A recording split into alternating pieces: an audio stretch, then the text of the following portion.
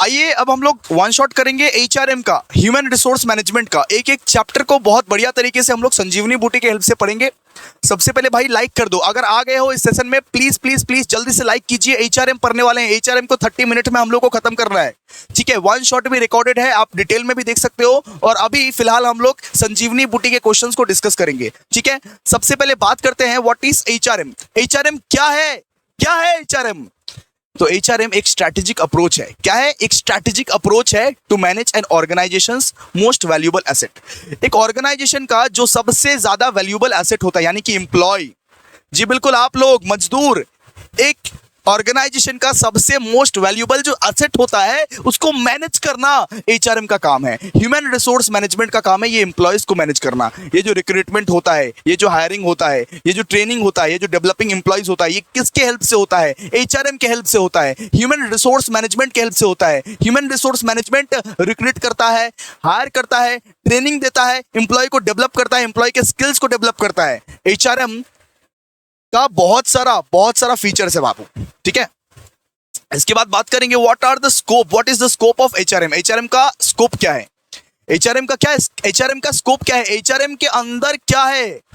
HRM के अंदर क्या है, क्या क्या होता है एचआरएम में? एचआरएम में सर रिक्रूटमेंट होता है, सिलेक्शन होता है, ट्रेनिंग होता है, डेवलपमेंट होता है। सिंपल सा बात याद रखिएगा, एचआरएम में क्या क्या होता है? रिक्रूटमेंट होता है, सिलेक्शन होता है, ट्रेनिंग होता है, डेवलपमेंट होता है, परफॉर्मेंस मैनेजमेंट होता है। ये सब सारा चीज एचआरएम में होता है। लेबर के रिलेटेड जितना भी चीज है वो एचआरएम के अंदर होता है। एचआरएम में क्या क्या होता है बताइए? चैट बॉक्स में बोलो भाई, चैट बॉक्स में बोलो भाई, क्यों नहीं सुन रहे हो मेरे बात नालायक? जल्दी बोलो।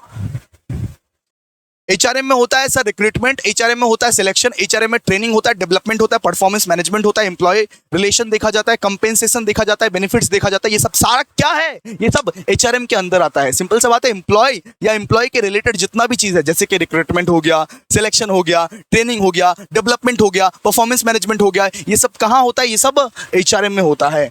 अब यहाँ पे देखिए, यहाँ पे क्या लिखा हुआ है? Define HRM, HRP, human resource planning को डिफाइन कीजिए। यहां पे क्या बोला गया है? ह्यूमन रिसोर्स प्लानिंग को डिफाइन कीजिए।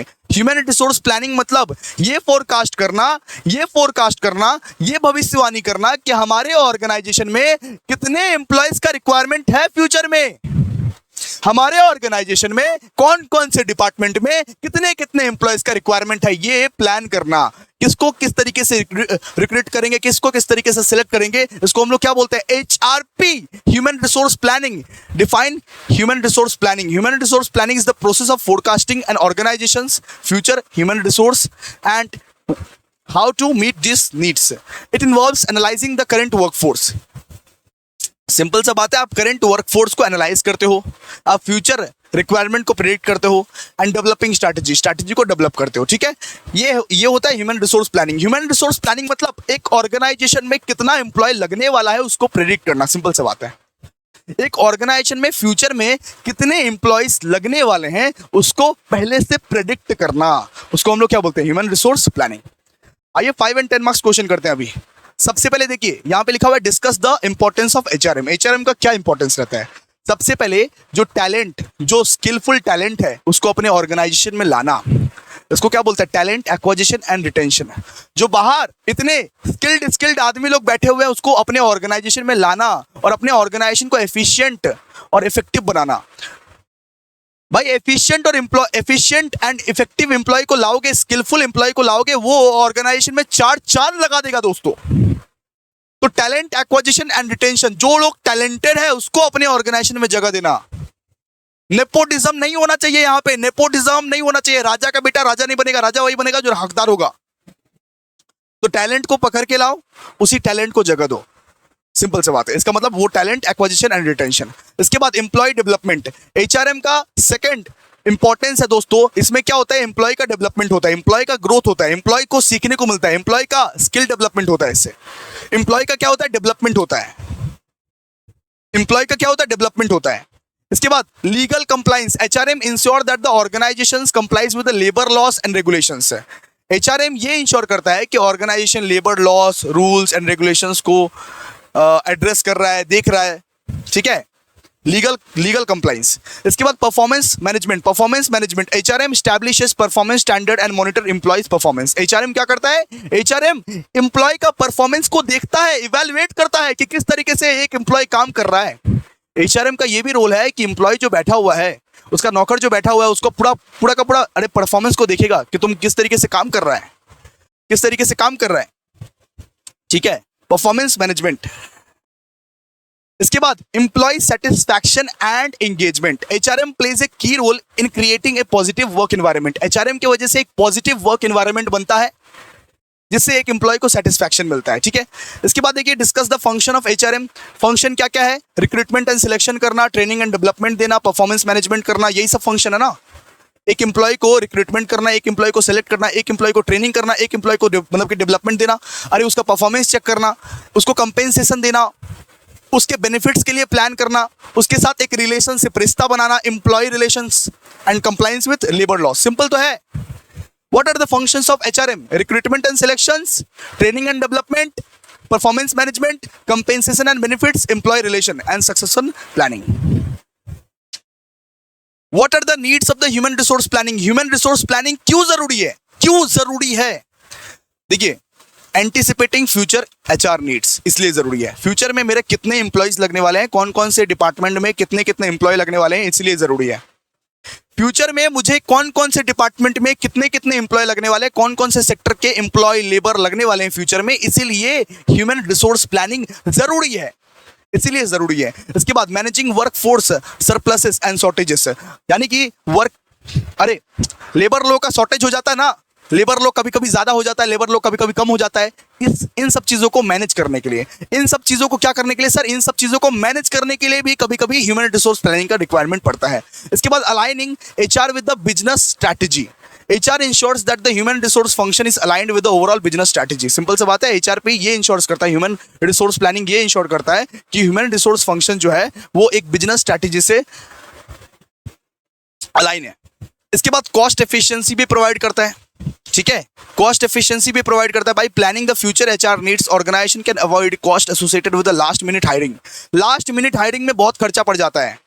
अगर एक ऑर्गेनाइजेशन लास्ट मोमेंट में हायरिंग करता है अपने एम्प्लॉय को तो बहुत ज्यादा खर्चा पड़ जाता है, बहुत ज्यादा खर्चा पड़ जाता है, इतना खर्चा पड़ जाता है। इसीलिए इस खर्चे को बचाने के लिए पहले से आप प्लान कर रहे हो, पहले से प्लान कर रहे हो कि कौन कौन से डिपार्टमेंट में कितने कितने लेबर हम लोग को लगने वाले हैं, पहले से प्लान करके रख रहे हो आप कि पहले से जुगाड़ कुछ हो पाए। इसके बाद एम्प्लॉय मतलब कि डेवलपमेंट एंड रिटेंशन के लिए भी HRP किया जाता है। किस तरीके से एम्प्लॉय का डेवलपमेंट करना है, किस तरीके से एम्प्लॉय को रिटेंशन करना है, किस तरीके से एम्प्लॉय को अपने ऑर्गेनाइजेशन में रखना है, इन सब के लिए भी आप क्या करते हो, इन सब के लिए भी आज आप HRP करते हो। सिंपल सा बात है। यहाँ पे देखो, यहाँ पे क्या लिखा हुआ है, what are the factors affecting HRP। कौन कौन से फैक्टर्स HRP को अफेक्ट करते हैं, ह्यूमन रिसोर्स प्लानिंग को कौन कौन से फैक्टर्स अफेक्ट करते हैं। एक होते हैं एक्सटर्नल फैक्टर, एक होते हैं इंटरनल फैक्टर। एक्सटर्नल फैक्टर मतलब बाहरी वाले फैक्टर, कुछ कुछ बाहरी बाधाएं होते हैं जो ह्यूमन रिसोर्स प्लानिंग को अफेक्ट करते हैं, जैसे कि इकोनॉमिक कंडीशंस। इकोनॉमिक बूम्स और recession can influence the demand for labour and affect HRP। Simple सा बात है, अगर मान लीजिए रिसेशन आ गया या बूम आ गया, रिसेशन आ गया या बूम आ गया तो पूरा का पूरा HRP ह्यूमन रिसोर्स प्लानिंग एकदम धूल का धूल हो जाएगा, लूल का लूल हो रह जाएगा। ठीक है, मान लीजिए बूम आ गया या तो रिसेशन आ गया, जितना भी प्लान किए हो ना सारा का सारा प्लान चौपट हो जाएगा आपका। इसके बाद मान लीजिए कोई टेक्नोलॉजिकल चेंज आ गया, कोई टेक्नोलॉजी बदलाव हो गया, कोई एक बड़ा सा टेक्नोलॉजी मतलब कि कोई एक बहुत बड़ा सा टेक्नोलॉजिकल चेंजेस आ गया। Advances in technology can change the skill requirement for jobs. इसके बाद लेजिस्लेशन, लेबर लॉस रेगुलेशंस अगर कुछ चेंज हुआ है, लॉस रूल्स रेगुलेशन, गवर्नमेंट ने या लॉ ने या कानून ने कुछ लॉ चेंज कर दिया, उसके वजह से भी तो होता है, उसकी वजह से भी तो ह्यूमन रिसोर्स प्लानिंग अफेक्ट करता है। एंड कंपटीशन की वजह से भी होता है। मान लीजिए आपके कंपटीटर ने बेटर प्लान बनाया है, उस वजह से आपका पूरा का पूरा प्लान फेल कर दे सकता है। ठीक है, ये सब क्या है, ये सब एक्सटर्नल फैक्टर्स है। What are the factors affecting HRP, बताओ कितने कितने कितने फैक्टर्स हैं जो HRP को अफेक्ट करते हैं, कितने फैक्टर हैं जो HRP को अफेक्ट करते हैं। सर दो फैक्टर, एक्सटर्नल फैक्टर और इंटरनल फैक्टर। एक्सटर्नल फैक्टर और इंटरनल फैक्टर, एक्सटर्नल और व्हाट, इंटरनल।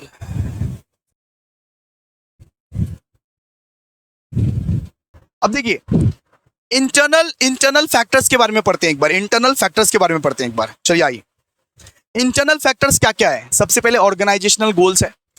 ऑर्गेनाइजेशनल गोल्स, अगर मान लीजिए आपका ऑर्गेनाइजेशन में कुछ गोल्स है, कुछ वैल्यूज है, तो इससे क्या होगा? इससे आपका ह्यूमन रिसोर्स प्लानिंग धरा का धरा रह जाएगा। आप प्लान बनाते रह जाओगे लेकिन आपके ऑब्जेक्टिव से वो मीट नहीं होगा, वो मैच नहीं हो पाएगा। The company strategic objective determine the number and types of employee needed. मतलब सीधा सा बात है, कंपनी के गोल के हिसाब से, कंपनी के गोल के हिसाब से ये आप तय कर सकते हो कि किस टाइप का आपका एम्प्लॉय चाहिए, किस टाइप को आपको एम्प्लॉय चाहिए।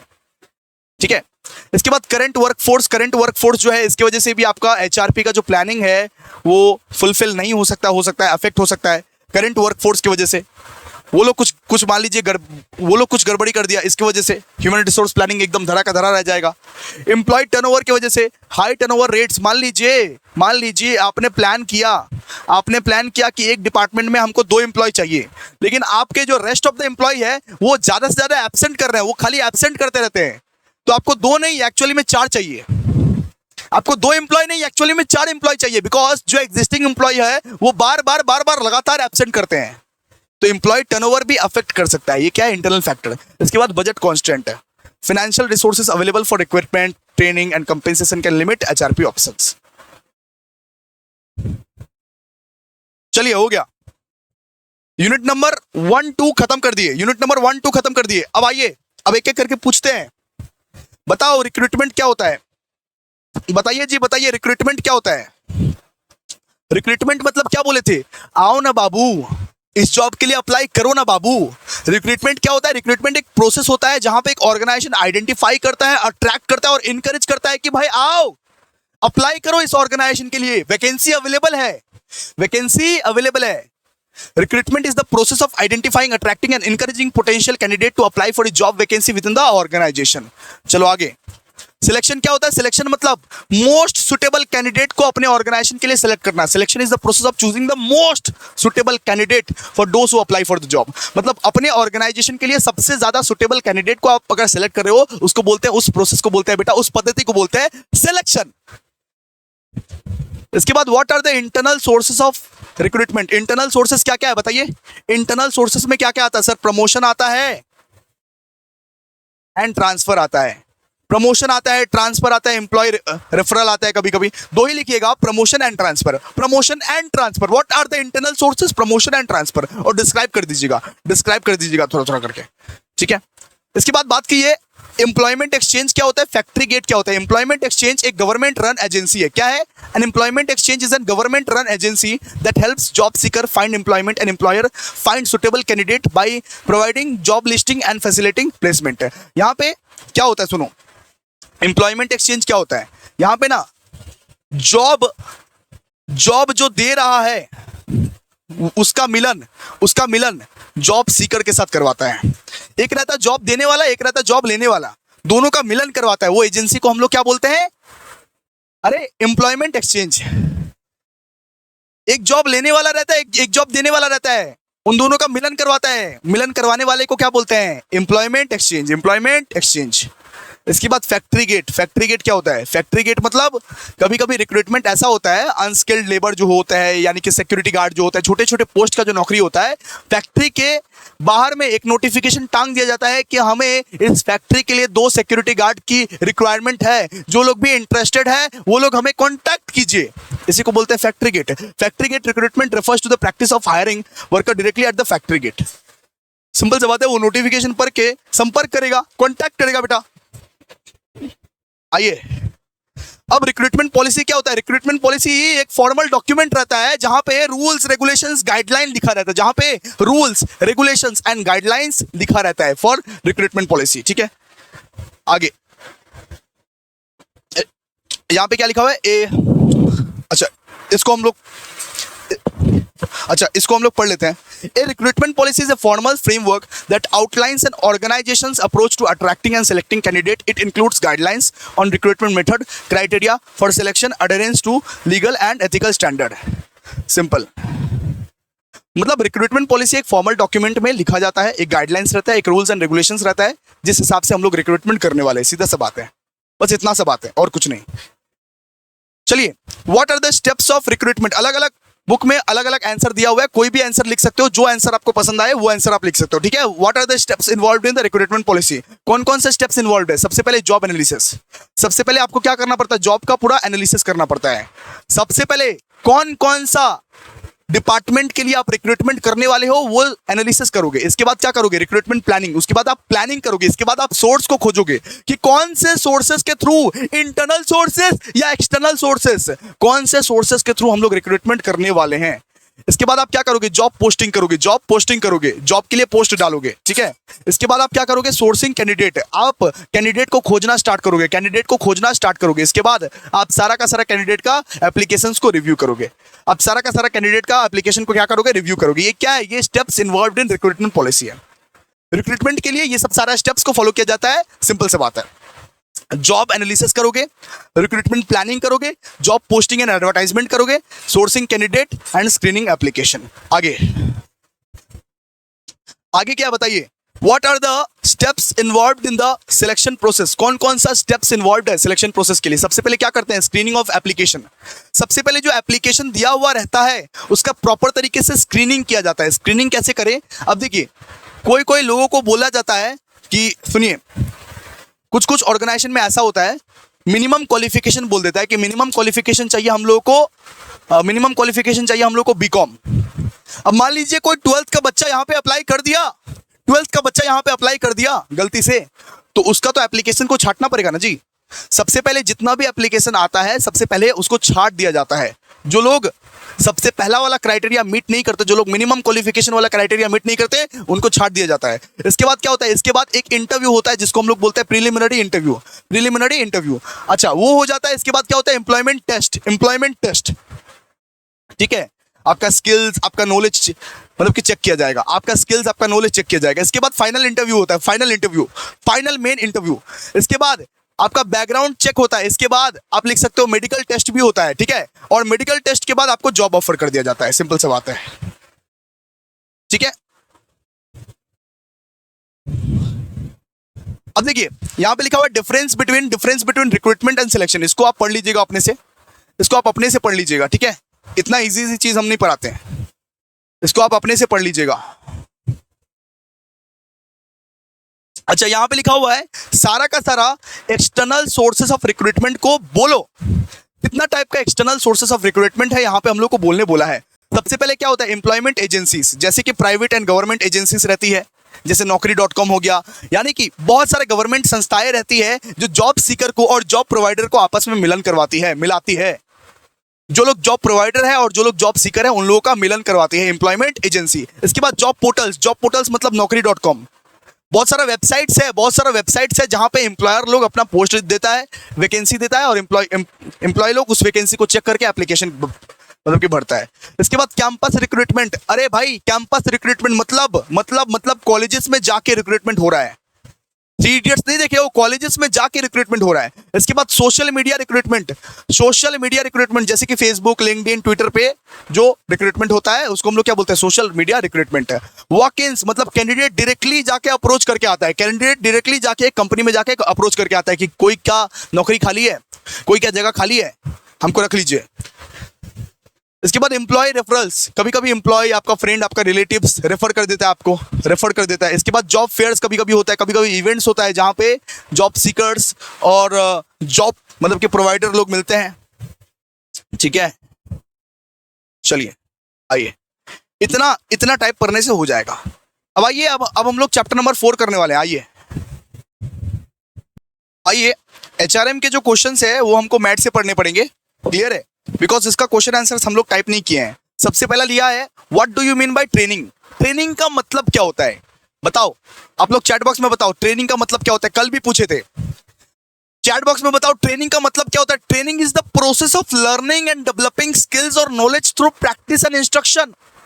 आप कुछ सीख रहे हो, आप अपना स्किल्स को डेवलप कर रहे हो, आप कोई नॉलेज गेन कर रहे हो दोस्तों, बार बार करके एक ही चीज प्रैक्टिस कर रहे हो, उसको क्या बोलते हैं? ट्रेनिंग।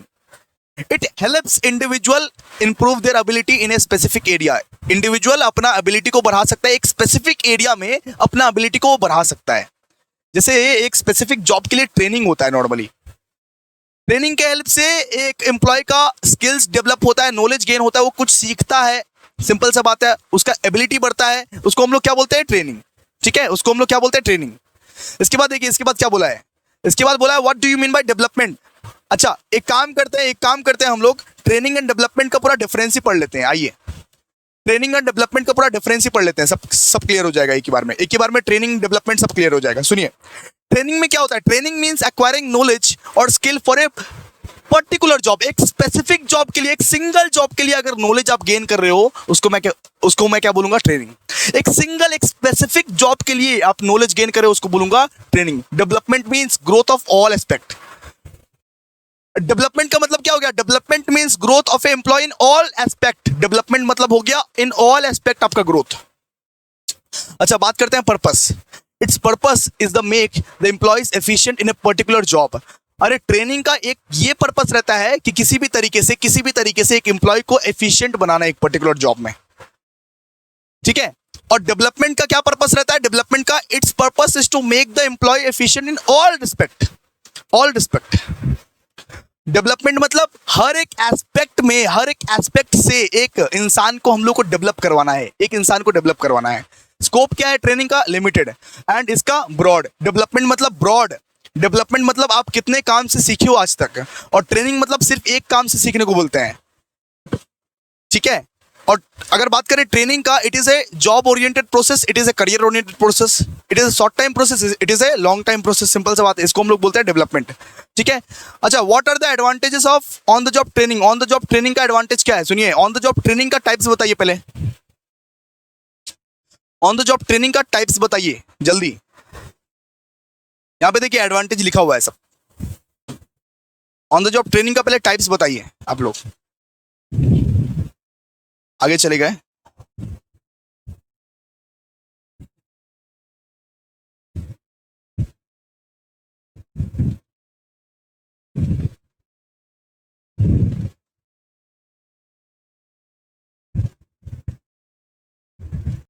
यहां पे देखिए, ऑन द जॉब ट्रेनिंग का एडवांटेज यहां पे भर भर के है।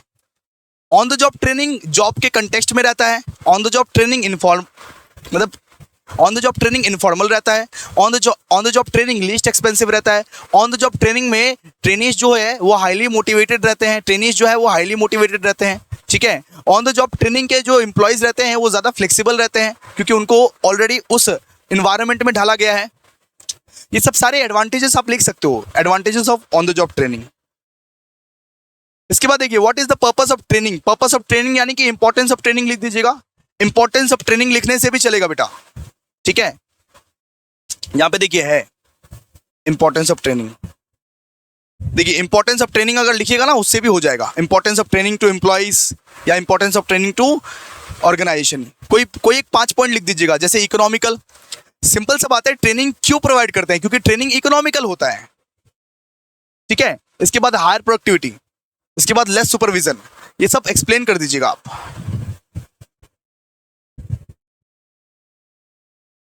ठीक है, सॉरी, यहाँ पे मतलब कि यहाँ पे ये भी दिया हुआ है, यहाँ पे पर्पस अलग से दिया हुआ है। सॉरी, यहाँ पे पर्पस अलग से दिया हुआ है, तो पर्पस आप लिख दीजिएगा, कोई दिक्कत नहीं है।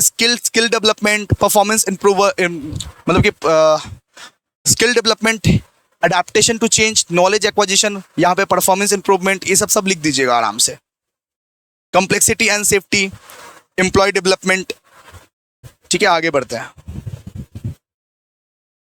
यहाँ पे देखिए, यहाँ पे 5 और 10 मार्क्स क्वेश्चन में मैंने कवर किया, discuss the benefits and importance of training to organisation. Organisation को क्या क्या बेनिफिट्स होता है, इसके बाद एम्प्लॉय को क्या क्या बेनिफिट्स होता है, इसके बाद ट्रेनिंग एंड डेवलपमेंट का डिफरेंस, मेथड्स ऑफ ट्रेनिंग आप लोगों को एक्सप्लेन करना है। On the job training end of the job training. On the job training के 2-3 types end of the job training के 2-3 टाइप्स। आइए इसको पढ़ लेते हैं, फटाफट से।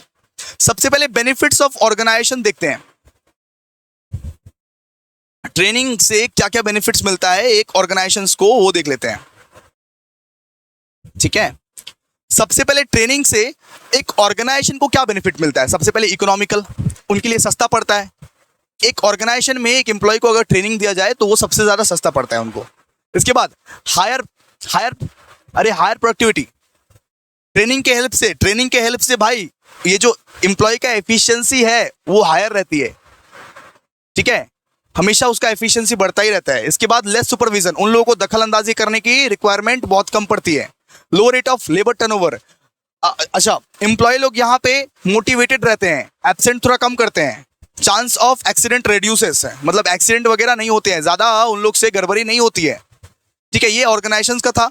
एम्प्लॉयज को क्या क्या बेनिफिट मिलता है? Knowledge about new technology, employee को नया नया टेक्नोलॉजी के बारे में सीखने को मिलता है, मोटिवेशन मिलता है, मोरल मिलता है, जॉब सेटिस्फैक्शन मिलता है, इसके बाद जॉब सिक्योरिटी मिलता है। ये सब क्या है एम्प्लॉयज के लिए?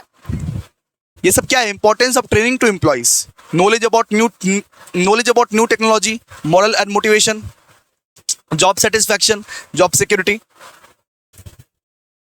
ठीक है, आइए आगे आगे देखिए, हम लोग यूनिट नंबर 5 जो है, यूनिट नंबर 5 आज के हम लोग वन शॉट में कवर करेंगे। वन शॉट नहीं, सॉरी, लाइव सेशन में। लाइव सेशन में पूछूंगा पर क्या आना, वन शॉट में तो कवर कर दिए, लाइव सेशन में पूछूंगा। लाइव सेशन में यूनिट नंबर 5 का हम लोग पूछेंगे। लाइव सेशन कब रखेंगे सर? 11:30 में। 11:30 में हमारा लाइव सेशन होगा, जहां पे हम लोग job evaluation and performance appraisal का कर लेंगे। ठीक है, thank you so much guys. अब आप लोग का एग्जाम बहुत बढ़िया जाए, हम लोग ने बहुत मेहनत कर लिया, अब आप लोग का एग्जाम बहुत ज़्यादा बढ़िया जाए। Thank you so much, thank you so much.